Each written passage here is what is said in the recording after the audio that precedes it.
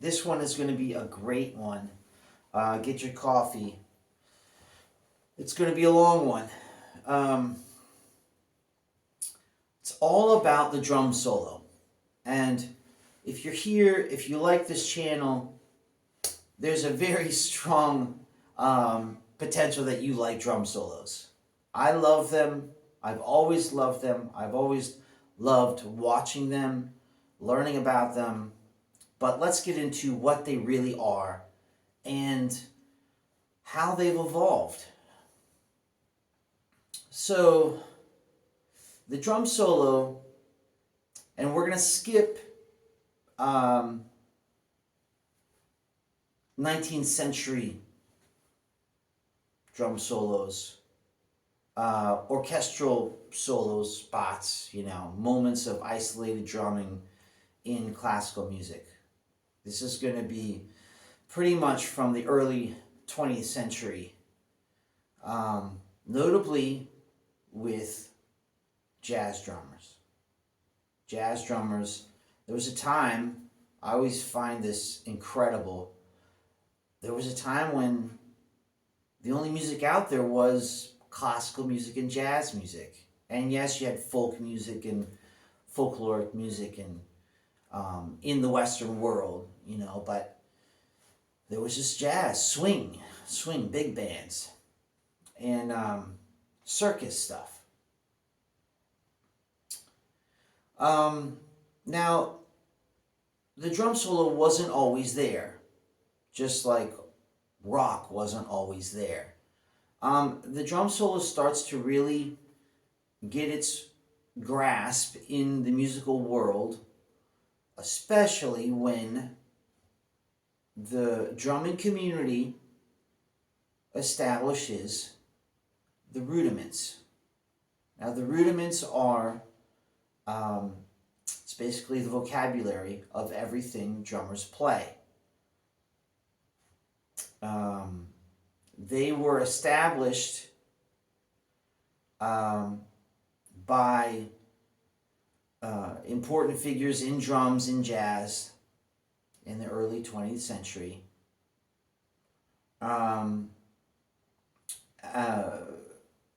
Because I imagine, because they recognized that no matter what they were playing, no matter who was playing, these phrases that they naturally, intuitively kind of discovered were always coming up. And I can just imagine the conversations. I would have loved to have been there. Drummers around a table saying, I play this thing a lot, I play that thing a lot, and then another guy says, or girl, whoever, that one comes up too a lot, and this one is a variation, but it's essentially this and that, So they came up with a package of these phrases, 20 or so of them.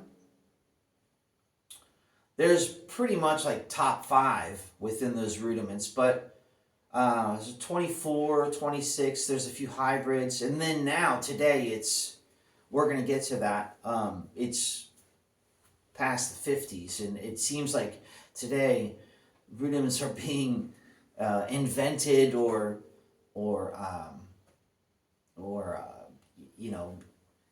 manipulated almost every week, some kind of new rudiment coming out. But the essential ones are really the essential ones. All the hybrids and everything coming out are still referring back to the essential ones. So the solo takes off, really gets grounded in the musical world when rudiments are established. And then drummers start to make a lot of progress practicing these rudiments, just as you would practice or learn how to speak. You learn letters, words, phrases, sentences, paragraphs, chapters, stories. So that's what rudiments do when you learn them. They take a long time. Each one of them has their own notion of space and bounce and power. And so as these drummers start to understand the rudiments, start to really zero in on all of these little phrases, they start to also understand how to talk with them in an isolated format, in a solo. And you have drummers, notably people like Buddy Rich, Gene Krupa, Papa Joe Jones, Dave Tuff, Art Blakey, Sonny Payne,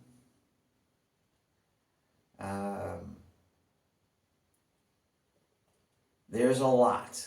Those are the earlier ones. Goes into Max Roach, Roy Haynes, Tony Williams, Elvin Jones. Those are all jazz guys, and they are all. It's very apparent when you watch them play that they know their rudiments, and they all have their ways of talking and creating phrases with these rudiments.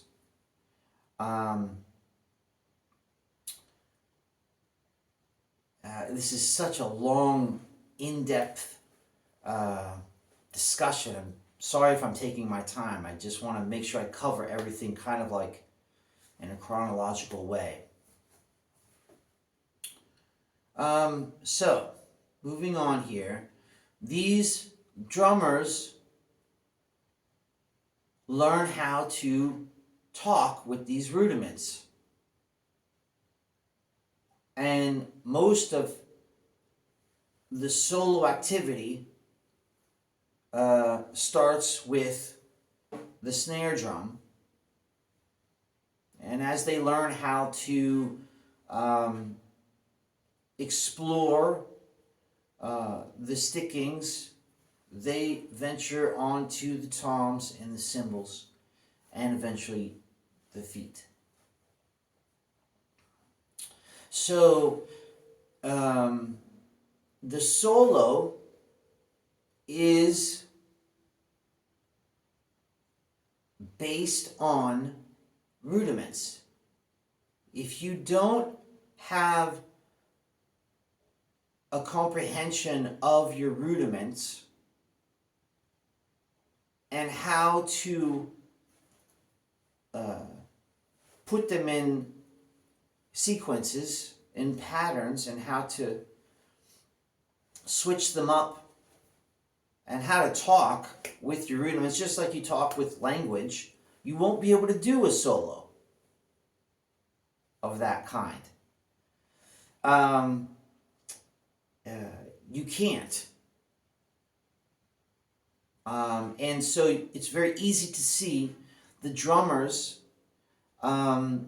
in the early 20th century that had a good grasp on their rudiments. And it's very easy to see the drummers that did not. It's very easy to see this. When you play drums, you get familiar with these rudiments, you see them, you hear them when they go by. Now, the solo, it's not, we're talking about guys like Buddy Rich, Gene Krupa, Louis Bellson, Tony Williams, all these guys I mentioned, Max Roach, Elvin Jones, Roy Haynes, Sonny Payne, Art Blakey. The solo is not just an extension of a groove. These drummers understood the difference and why it's important.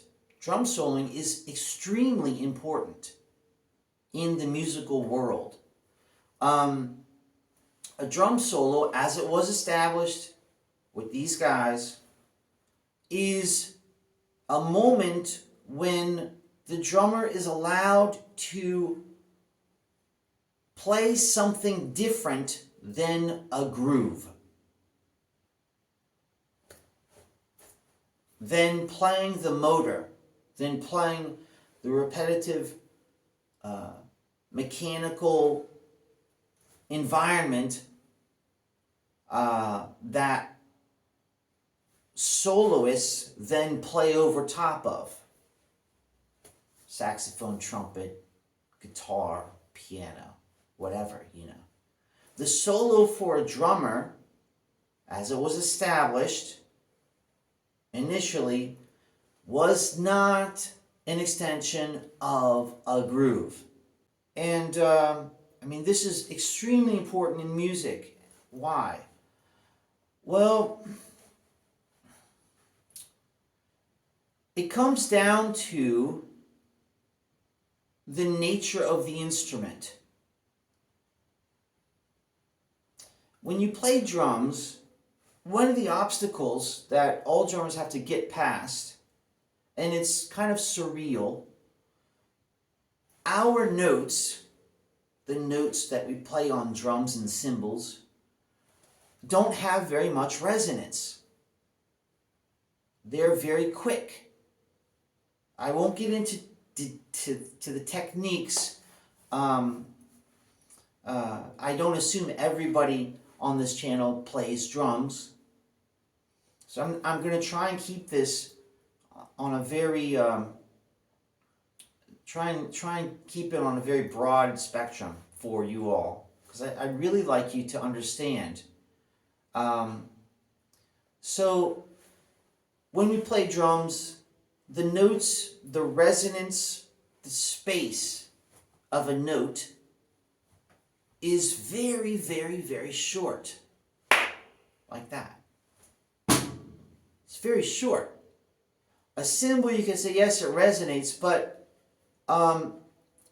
it resonates so much that if you're just playing the cymbal and crashing on it, you don't even hear rhythms anymore. It just explosions. So most of 99% of the time, our notes are very, very short, quick. And this is a very powerful element of the nature of drumming. Because these notes are short, you can play a ton of ideas in a very small space because the notes are very, very short. The resonance is very short. Unlike any other instrument in the musical community. The only one that kind of comes close is a piano, which incidentally is a percussive instrument. But the resonance of a piano means that very quickly, if you start playing a lot of notes, you got to control the pedals, you got to control the resonance of the strings, but it will start to be very, very blurry and chaotic if you play a ton of notes and you don't know how to manage the harmony of those notes. Drums, we don't really have to deal with harmonies. We do. Cymbals have frequencies. Drums have frequencies. We can tune them to notes. But the resonance still remains very, very short. Extremely short.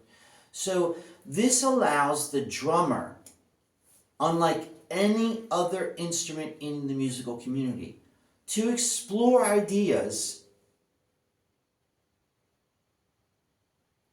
much more than any other instrument can in the same space, rhythmically speaking. Right? If you're talking about a trumpet or a saxophone, they explore harmonic melodic ideas, but we're just talking about rhythmic ideas, the drums.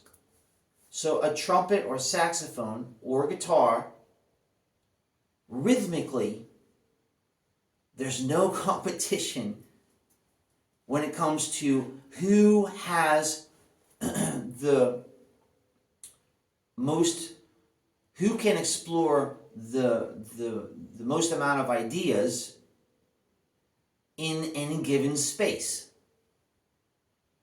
A trumpet is one note at a time. A saxophone is one note at a time. Now a piano, you can have 10 notes at a time. But like I said, the harmonies and the resonance mean that becomes they overlap each other. On drums, we don't have overlapping sounds. They're very quick. A guitar is probably number 2 after the piano, potentially even number 1, because you can control resonance with a guitar. You can mute the strings and create a very short resonance of all the notes. So you do have guitar players playing a plethora of notes in a short amount of time.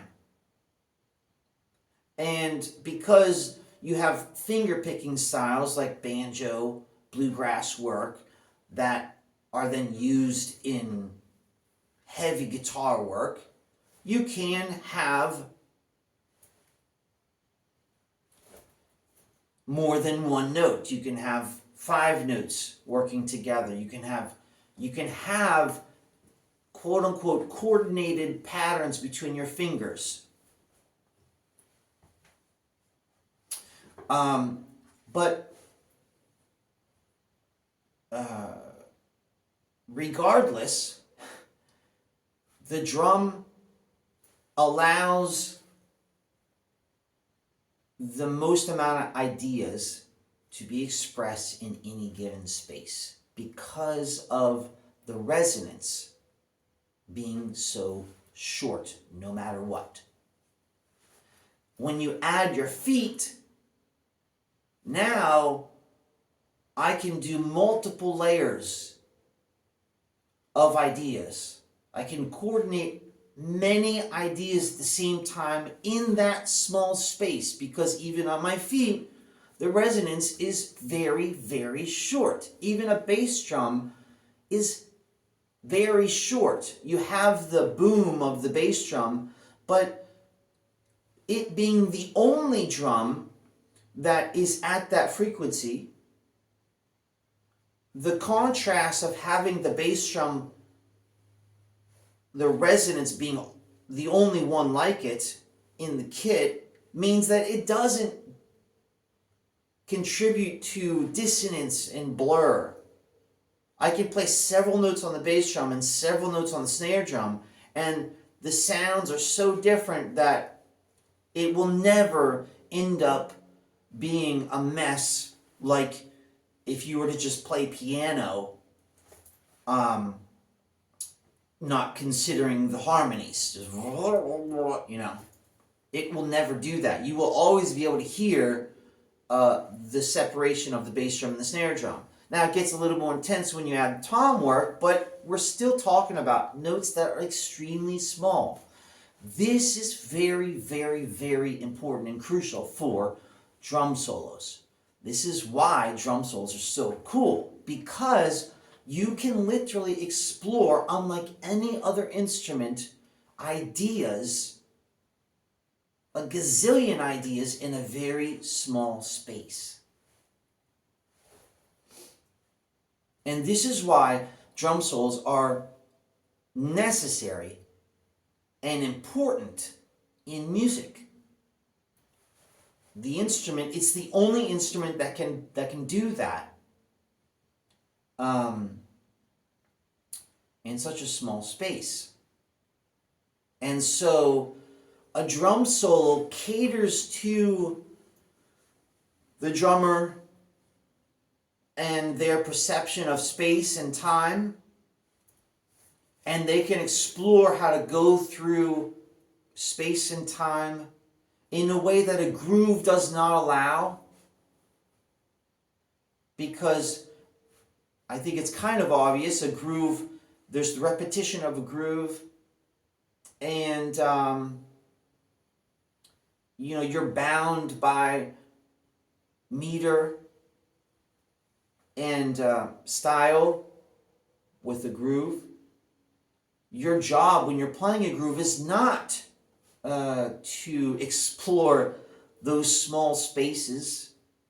It's to create a foundation for other people to explore those small spaces as best they can. So the drum solo caters to the drummer's research, the drummer's knowledge, the drummer's comprehension of rudiments, and the exploration of space and time. It's a very conceptual, beautiful art form because, like I said, it's the only instrument that can do it. I mean, not take a solo, but it's the only instrument that can really explore a gazillion amount of ideas in a very small space. Again, because of the resonance being so short on all of our notes.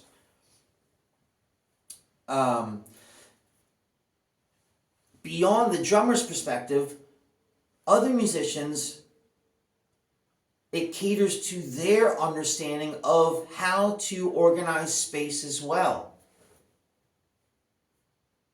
And many movements in music start with the drums.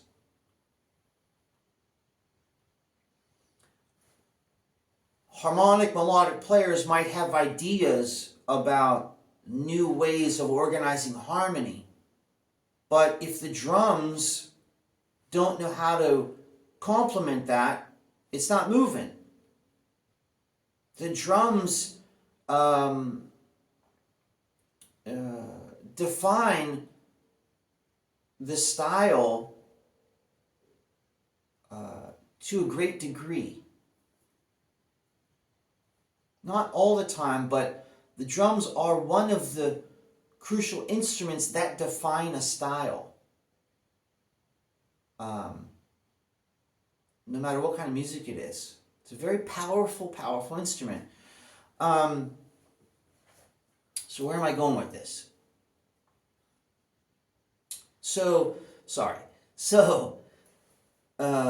Musicians that are listening to drum solos, rudiments, squashed into little spaces, and where the drummer's exploring how to go through space and time with all of his or her knowledge of these rudiments. The other musicians are woken up to other possibilities of how to move through time. Drum solo caters to the evolution of music in a very large way. Now, the general public, I don't think it's not a problem. They don't pick up on the nuances and the subtle differences of how to go through time that you can find in the drum solo. But the musicians, their ears, they hear it. And they can zoom in on certain things that they like and stretch it out and create different styles and different patterns and different rhythmic concepts in their solos and in songs. But all of this starts with a foundation in the rudiments and being able to mix them up, not just in a blender randomly, being able to express yourself with them, which is a very hard concept to understand, because you're saying, I can imagine some people are saying, what do you mean express yourself with them? What are you saying? You're not saying anything, you're just playing beats and stuff. Yes and no. A rudiment, they're not all the same, they're not the same lengths. And the coordination and the sticking that's involved is not the same. So, in a solo, you're expressing different ways of moving through space and time. In a drum solo based on rudiments. And that can be a very profound thing, especially for the drummer. And it gets to be a challenge to hold on to yourself while you're playing a solo. That's one aspect, that's one element that makes solo drumming very hard, because the notes are so short in the resonance. You might be able to play them, but it takes a while to hear them and to understand how to follow what you're playing. If you're playing at a lightning speed, you're obviously not counting all of those notes. You're hearing them, and it's kind of a instantaneous comprehension after years of work. How to hang on to the train.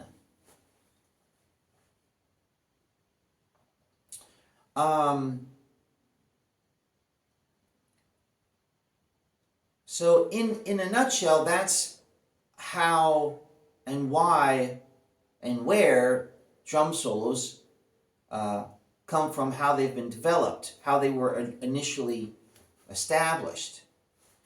Gene Krupa, Buddy Rich, Max Roach, Tony Williams, Art Blakey, Sonny Payne, Louis Bellson. All of these guys had a very strong, Tony Williams had a very strong foundation in rudiments. And you have thus an explosion of the drum solo. 30s, 40s, 50s, 60s, right up to the 90s. This conversation is going to take a wild turn. Hold on to your hats.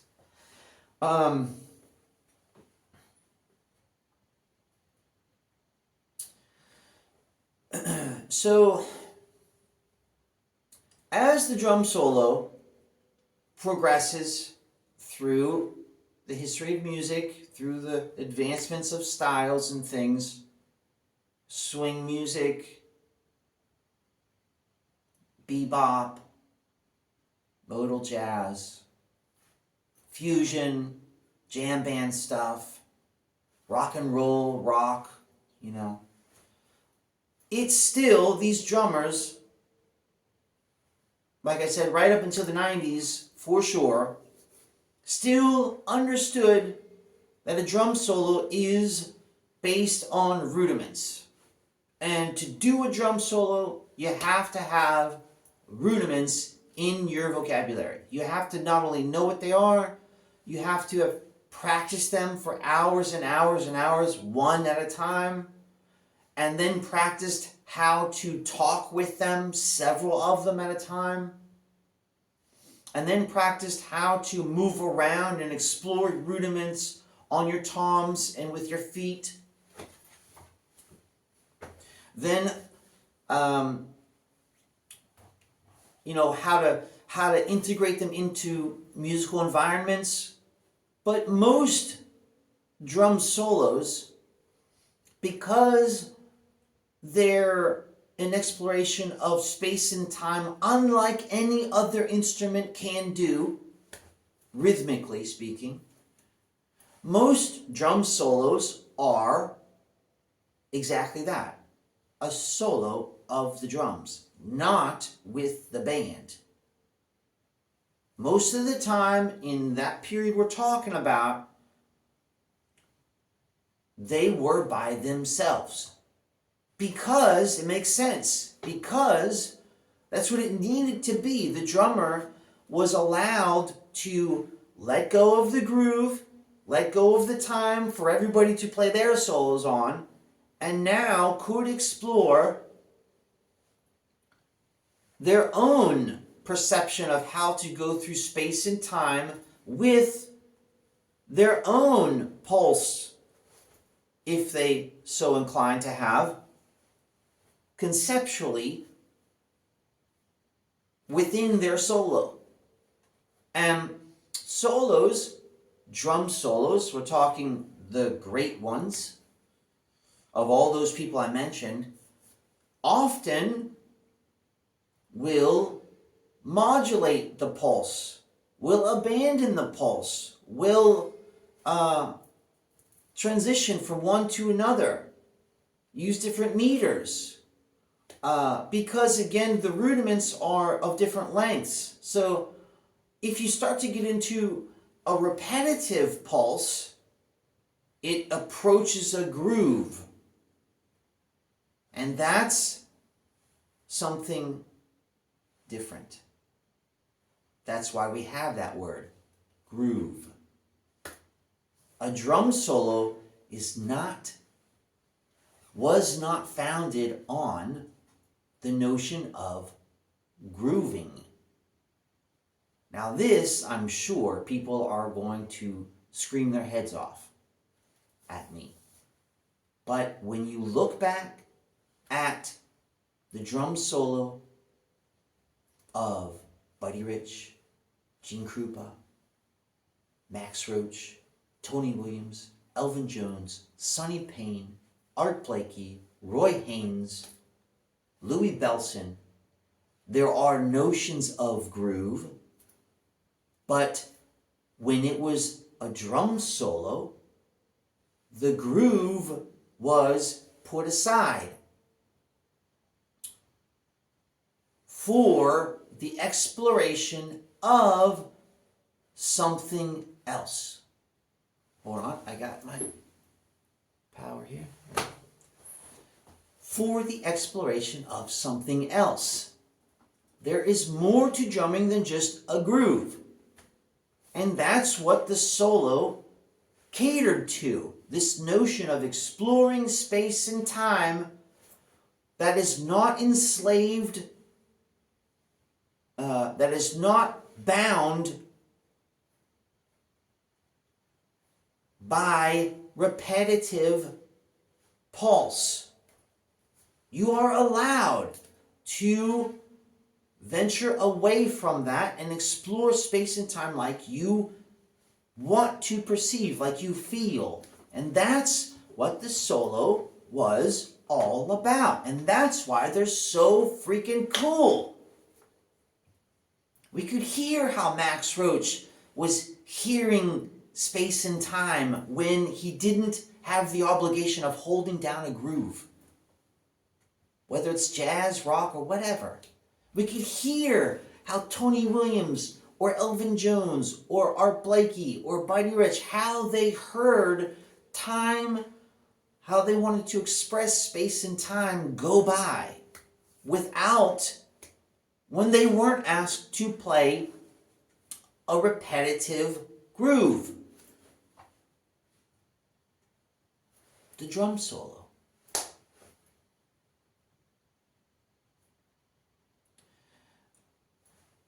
That format of a drum solo.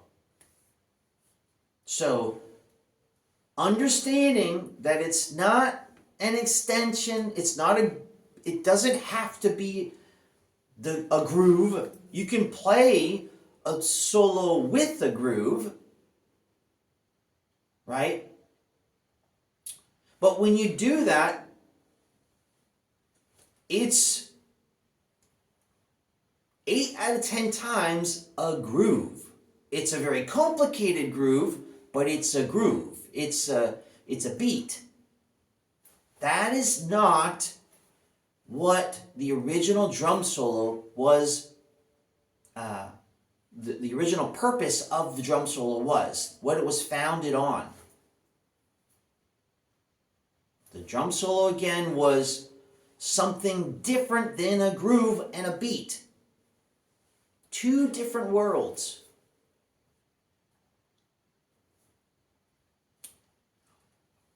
So, all of those drummers understood what it was and why it needed to be approached that way. And they kept going.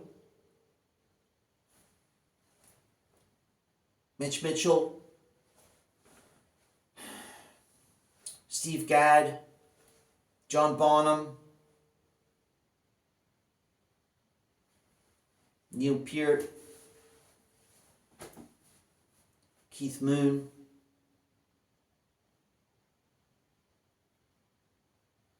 It kept going through the 60s, 70s, 80s, hairband, drum solos,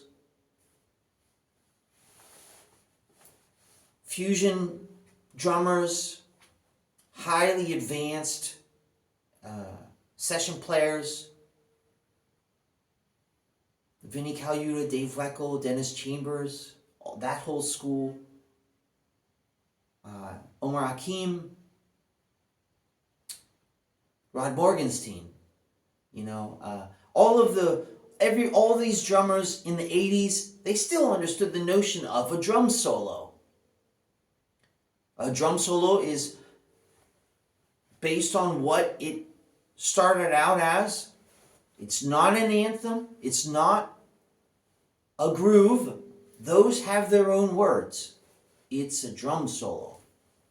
Now you can say, well, yes, but during my drum solo, I want to play a groove. During my drum solo, I want to play an anthem. Okay. But the drum solo is not those things originally. Going into the 90s, something strange starts to happen. I don't know why.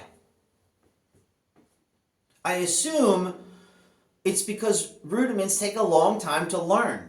You have to, it takes a long time to learn your rudiments. It took me years and years, just like it would take you a long time to learn scales and how to manipulate scales and say what you want to say with them. There's the first element of learning them, what they're all about, learning what they're good for, what they're not good for, what context they fit into, what environments they don't work with. There's what do you want to say with them. There's a lot of different details that you have to work on, and they help you discover yourself, what you like, what you don't like. So it takes a long time. You just don't jump into the rudiments and suddenly spit them out and play. It's not like that. And fortunately, it's not like that, because who likes a book that's 2 pages long? If you like a book, you want it to be longer so you can enjoy the moment. So fortunately, they do take time. We're in this for the long haul kind of deal, But something strange happens in the 90s. And it even happens with jazz drummers. Now, up until this point, everybody, whether it's rock drummers, jazz drummers, metal drummers, all kinds of drummers in all kinds of styles. We're talking about the Western world.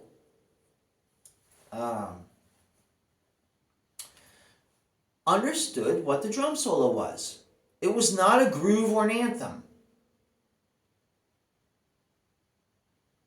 It was also not an extension of a groove or an anthem. Those are some tricks that you can do. But any drummer understands what they're listening to, an extension of. Here's another trick. When you don't have a grasp on rudiments and how to speak with them in a sequence, like suites, how to speak with them one after another and put them together like I'm putting my words together right now, which is, it's not a free form. I don't think you'd say it's a free form, but there is a premeditation going on with what I'm saying. It's happening very fast, but there still is that. It's the same thing like in a solo. So it is real. It's not just a redundancy of what I've practiced, right? You wouldn't say that about my words coming out of my mouth right now. I'm not, this is sincere. I'm not just remembering what I learned and then spitting it out right now. I'm meaning what I'm saying. That's the drum solo. It's like this, okay? And like my words right now, I'm not constrained with a structure.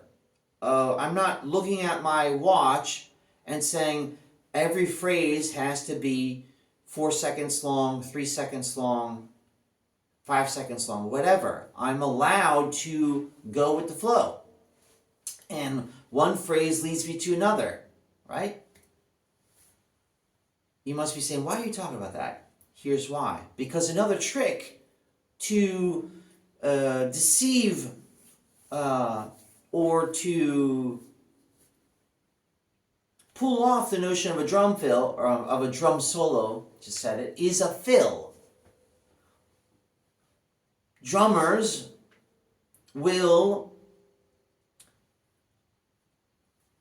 that don't have a full grasp, and I too started a little bit like this too. When you don't have an idea of how to talk with rudiments, like I'm talking now with words, the first area where you experience a concentration of rhythmic ideas, unlike any other instrument, is in a drum fill.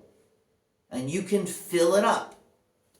So drummers that don't have a grasp on time beyond the length of a drum fill, and it's very noticeable, will just link fills one after another. I did a joke a long time ago, a drum solo of fills, years ago. It's just a fill after a fill after a fill. Well, it can be deceivingly attractive, but after a while, your intuition and your inner ear starts to pick up on the lengths of those sections. And it's almost as if every phrase I said was the same amount of words in the same amount of space. So you recognize in a few seconds, because there's a lot of intense work in a few seconds on a drum fill or a solo, there's a lot of notes going by. Regardless, you still recognize that there is this structure that's very controlled, and you're essentially just repeating fills. You're just playing fill after fill after fill after fill. One fill is not connected to the other. The ideas in one fill are not explored and going through the other fills, that sounds weird, right? So that's another trick, but it's not a drum solo. It's just linking fills after, linking fills together. And like I said, you very quickly perceive that the artistry is not there when you do that, because fills aren't intended to do that. Fills are intended to be glue between parts, and they're intended to be calls for changes in music, and they're intended to be fireworks, accents. They're not intended to be exploratory concepts, because a fill is still confined within a redundant pulse. So when you do a fill, it has to help everybody stay in time. And a drum solo, you don't have to do that. The notion of a drum solo was not that. So in the 90s, I diverge. In the 90s, something strange starts to happen, even with jazz drummers. And it's almost as if rudiments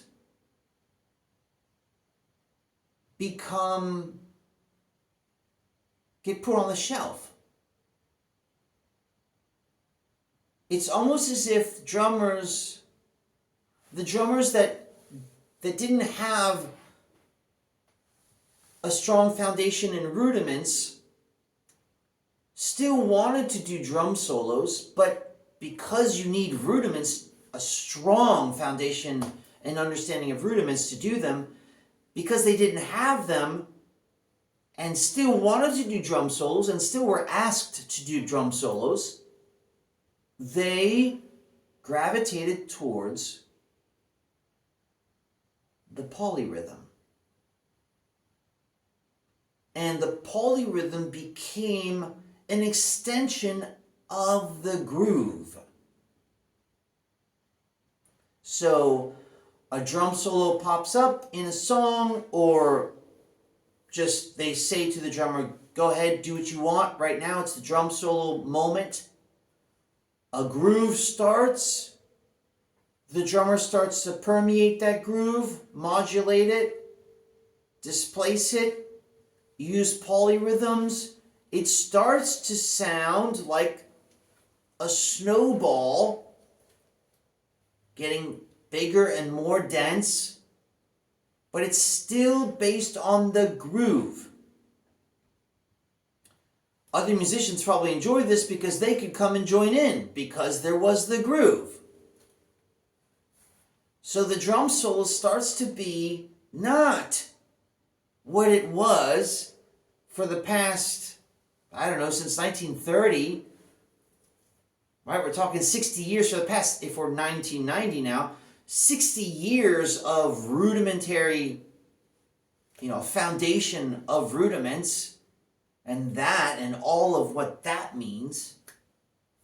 It starts to be polyrhythmic exploration, which was still happening in those previous 60 years. But now, drummers are opting to do that alone in the 90s. Polyrhythmic stuff on toms. Polyrhythmic stuff is more easily accessible than for your mind to learn than rudiments. Why? Because rudiments are very small words like this. And it's very hard. It takes a long time to learn the melodies in those, in a moment that goes in a very short amount of time. When you're playing polyrhythms, you have a lot of time and a lot of breath to hear the relationships of your coordination.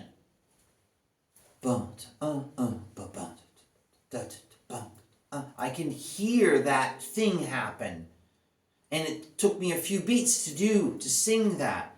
But a rudiment is... That's all you got. You know? So now we're going to get on about, and then you got to link that to another one, and then to another one, and then to another one, and then to another one. And I'm only at about maybe 3 beats right now, if you take what I just did. Whereas if I go,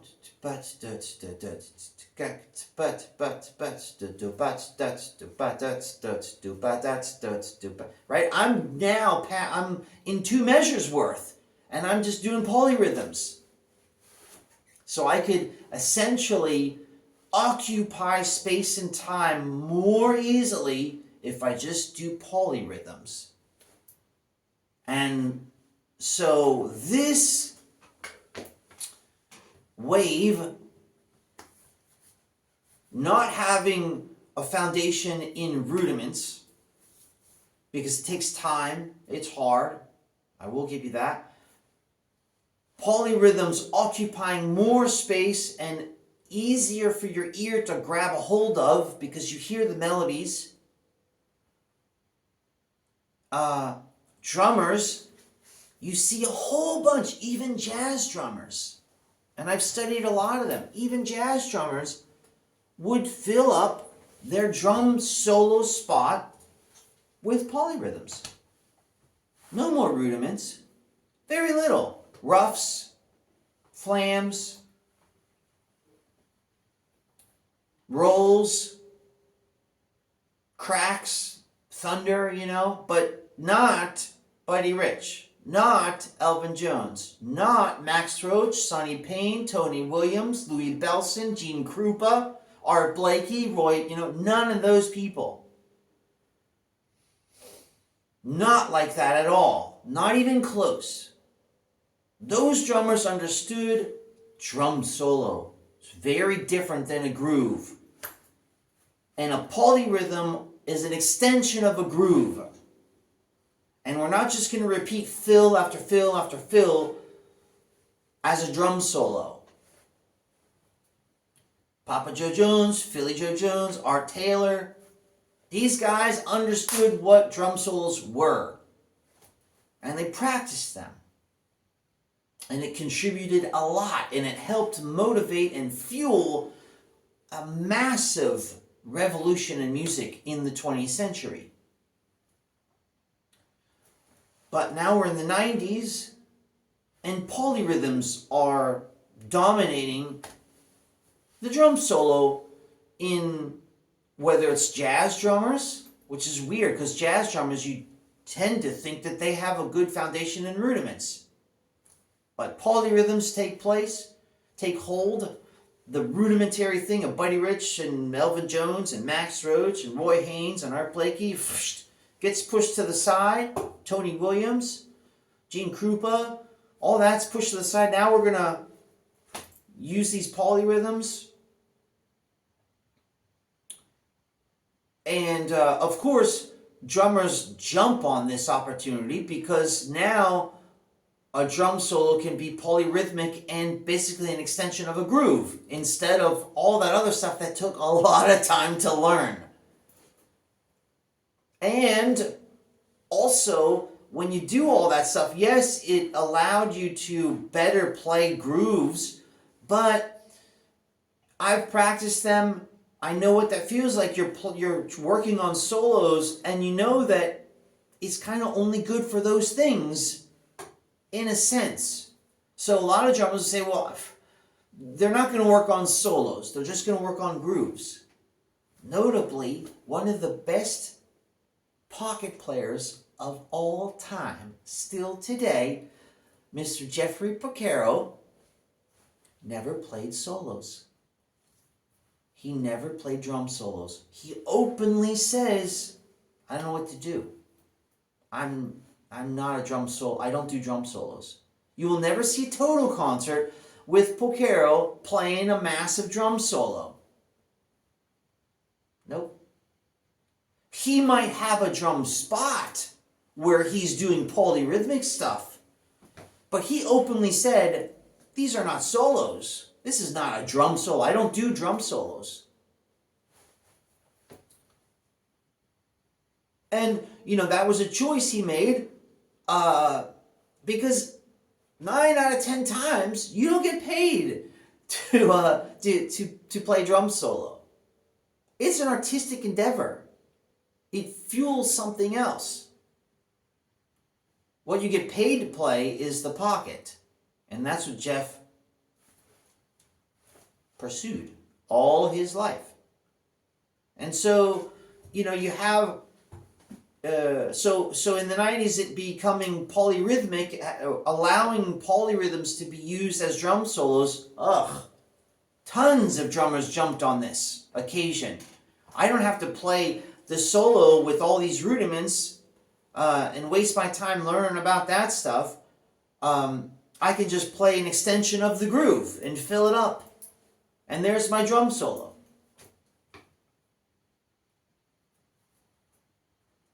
That was going on in the 90s.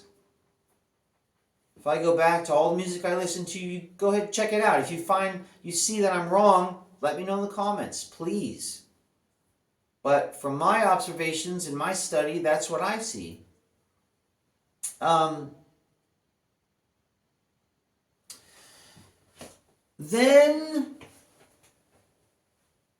So that's what happens in the 90s, okay?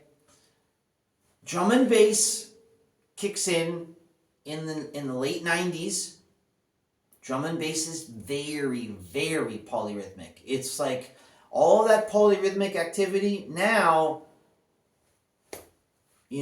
pour 1,000 tons of caffeine, of coffee into that. And then you get a pumped up version of polyrhythmic behavior in drum and bass.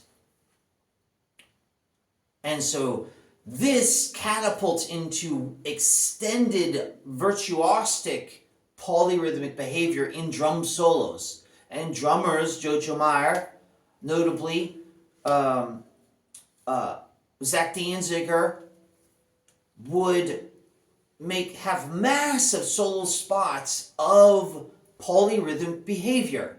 Not rudimentary Buddy Rich style, Elvin Jones style behavior, but something, an extension of the groove with using polyrhythms.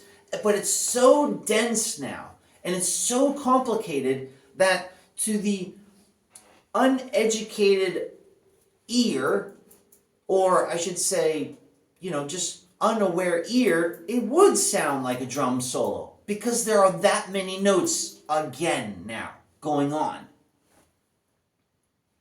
But it's still not Elvin Jones. It's still not Roy Haynes, Max Roach, Art Blakey, Sonny Payne, Buddy Rich, Gene Krupa, Louis Bellson.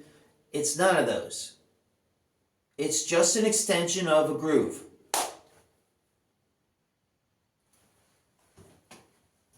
That's late 90s, early 2000s.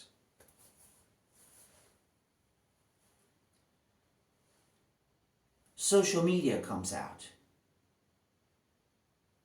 Social media comes out, and drummers, young drummers, born in the 90s, early 2000s, start to have an enormous amount of information fed to them about how to play drums. Who played drums in the past? Where this all came from.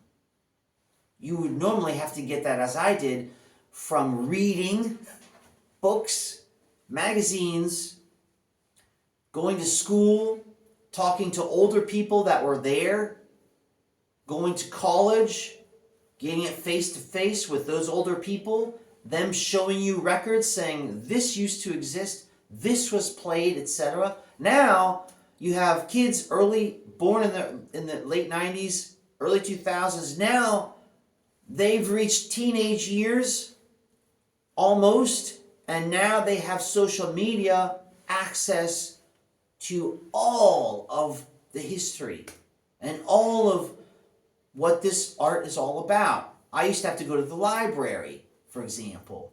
Now they can do it on their couch. So guess what happens? That polyrhythmic stuff that was in the 90s, occupying drum solos, which it's not, it's an extension of a groove. The younger the 90s born kids and the early 2000s start to see what drum solos really were. And now drum solos are coming back. And these kids are learning rudiments as they should, and they're learning what it used to be.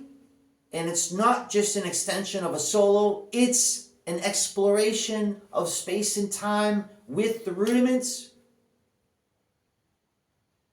Increment inch by centimeter. And you have an explosion, literally an explosion of solo drumming now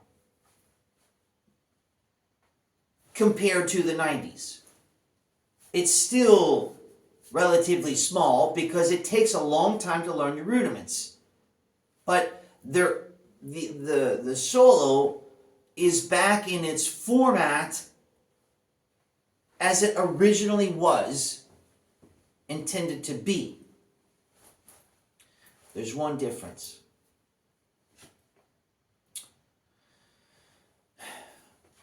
Hold on a second. Pause. Okay. Sorry, I wanted to see how much battery I had left. Except for one difference. And this one is kind of disturbing. But from a psychological point of view, I think I got a grasp on what it is.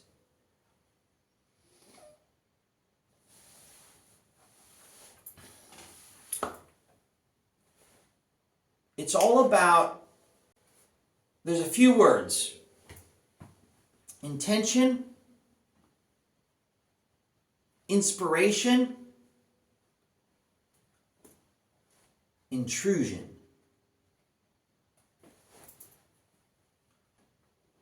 This is part 2.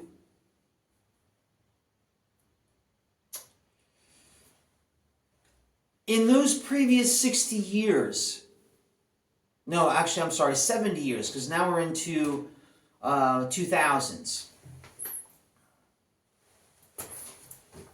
Now we're into the 2000s. In those previous 70 years,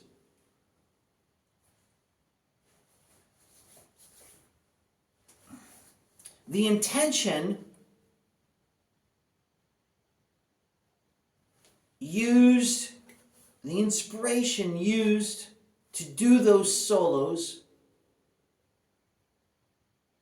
of all of those drummers was, it's hard to speak for all of them, I'm not going to do that, but there's a notion of something sacred. You have a feeling when you see those solos that you're experiencing something, you're observing something that is spiritual, sacred, intimate, and you're observing the most intimate parts of those people doing those solos.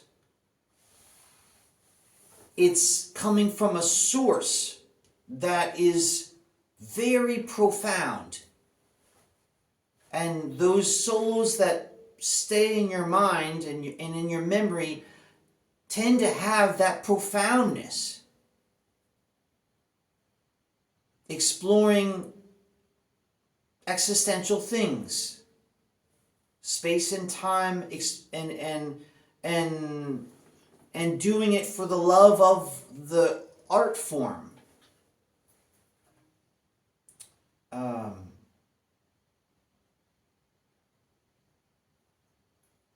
obviously for the love of dance and romance and beauty and sex, all of that stuff has always been in all the arts.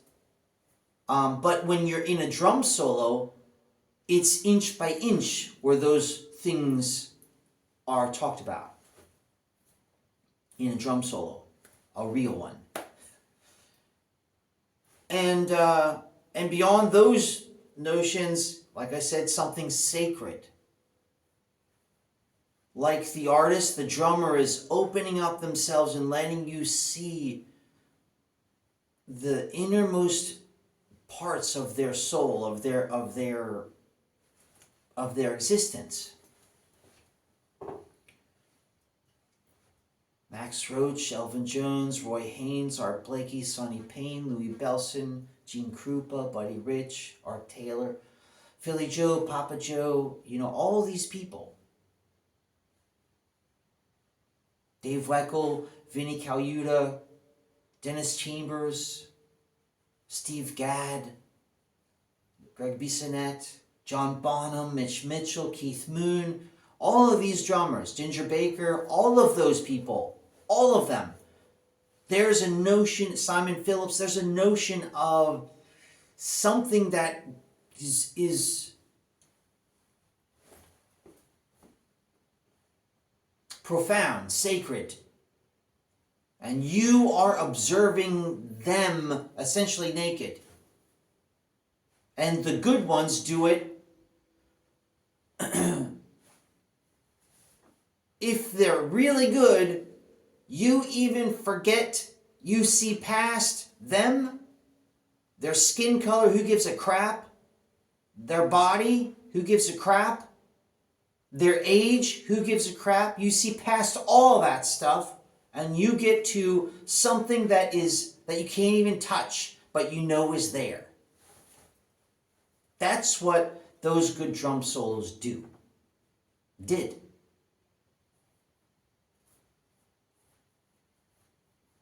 The real ones, not the extension of a groove or the repetition of fills that seemed to take hold of the industry in the 90s. It was a place of sacred space. Space is the place. Rashid Ali, oh man, I should have mentioned him. He's another one. Just, space is the place, man. Jan Christensen, holy moly, space is the place, sacred, unbelievable.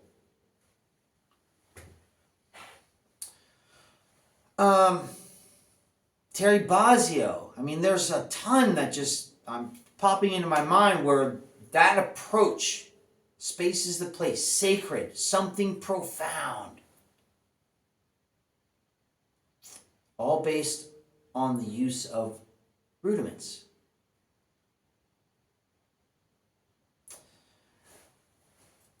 But here's the thing, here's what's happening.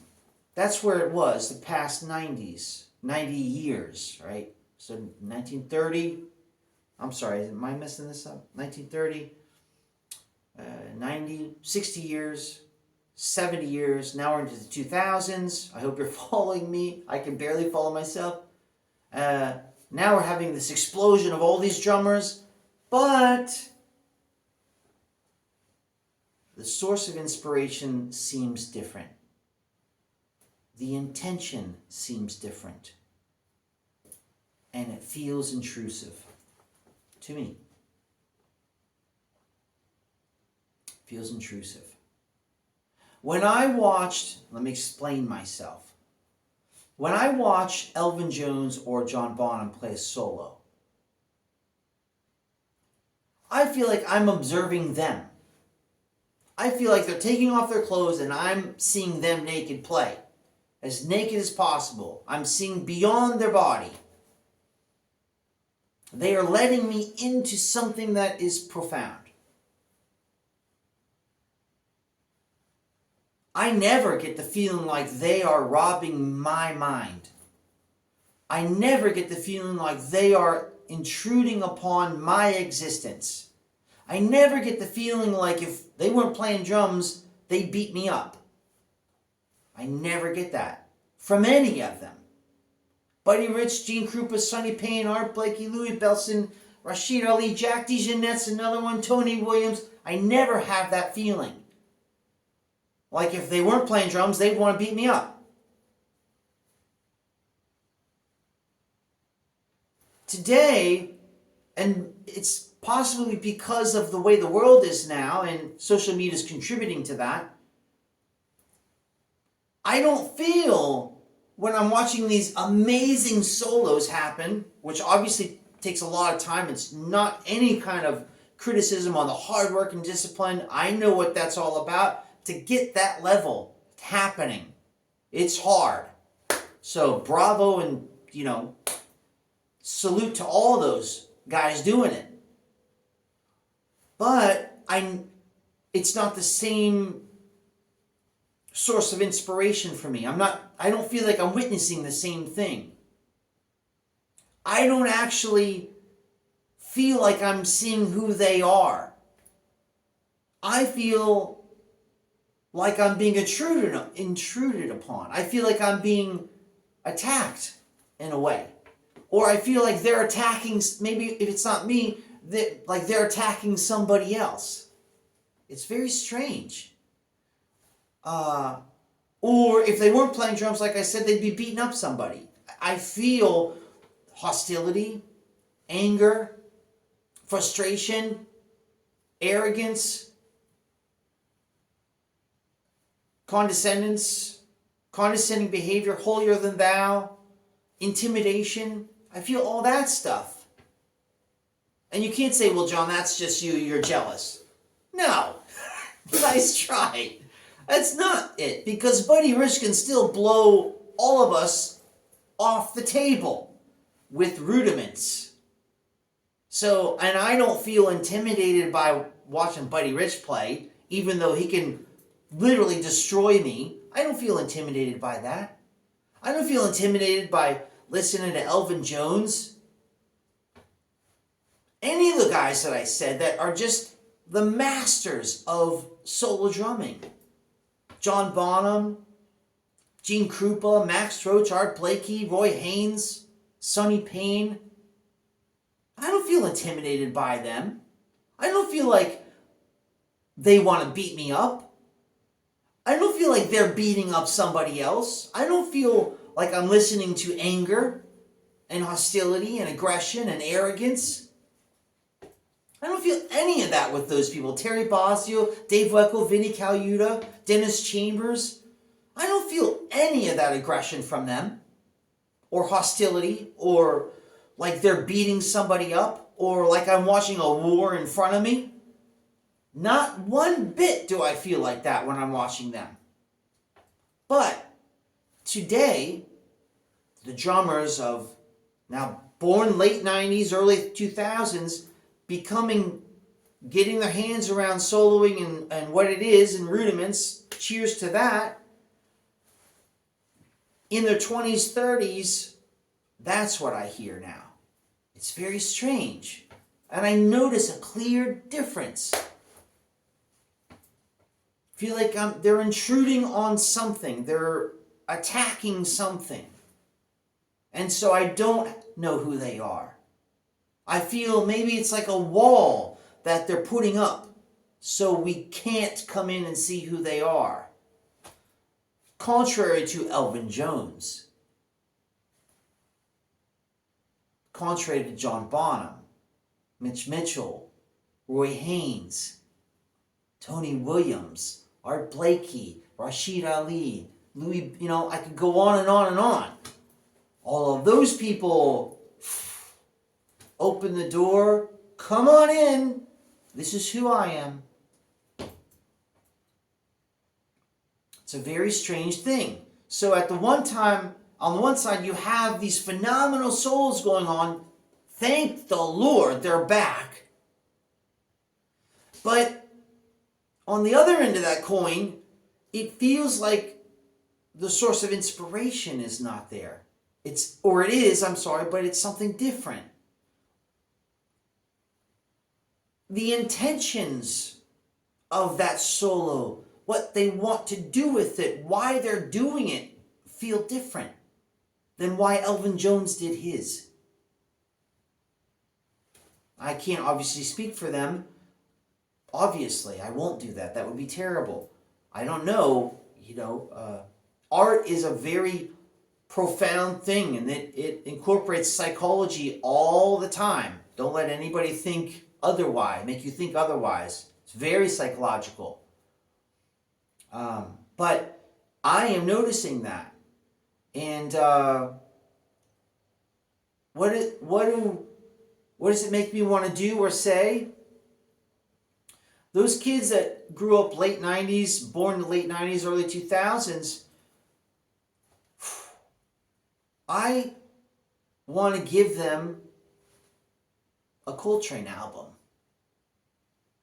Say, listen to this, man. Give them an Art Blakey album. Give them a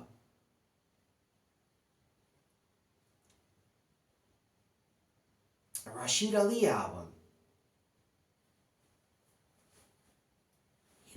And I don't think they actually know who those musicians are, or very rarely. I mean, we're seeing now on YouTube professionals say, I just heard this for the first time, right? You've seen that thing on YouTube. The first time this guy has heard this song. I heard John Coltrane when I was 10. Stevie Ray Vaughan, the same thing. And now I'm using them because you would say, well, you're not talking about drummers anymore. Excuse me, you're right. But the source of inspiration is the same. And so when Elvin Jones takes a solo and then John Coltrane takes a solo, their source of inspiration is the same. You don't feel like they're going to beat you up or they're beating somebody else up. Jimi Hendrix. You don't feel like that. You feel like they're going, and you're able to just peek into their most intimate place in existence. I don't feel like that when I'm hearing these solos today of kids in their 20s and 30s. So my heart goes out to them. I think it's an example. I think it's actually living proof of the way the world is today. Art is a reflection, it's a mirror of stuff in the world. And so we're hearing in music, yes, the solo is back, but the intentions, the source of inspiration are different. And we're seeing what's going on in the world mirrored in the art world and in music. And so my heart goes out to them. I hope, music, this is where you hear people say music saved me. I'd rather have them playing drums than beating somebody up on the street. And so music and literature and painting and all the arts helps people get through stuff. So that's where you hear music saved me, So I'm pretty sure music is saving those people from doing bad stuff. Not all musicians and artists are good people, nice people. That's a misconception. I have met a ton of jerks in the music industry. Jerks. I won't even say the words I want to say. So, my heart goes out to them. And I hope that the solo is back. And I hope that the source of inspiration and the intentions of what it used to be will also come back. I hope they're just right around the corner, and they'll also come back into the minds of those young drummers that have explosive technique and that have so much potential. But who wants to watch a war? I mean, I don't. And I certainly don't like watching other people get beat up. You know? That's not what I got into it for. So, there's my 2 cents. Long one, but a great one. What is the drum solo and where has it gone today? Where is it at? If you like this channel, dig it out. If this is your first time here, I love to play drum solos. I love them. I play other stuff, but I love to play drum solos from the original way of playing drum solos.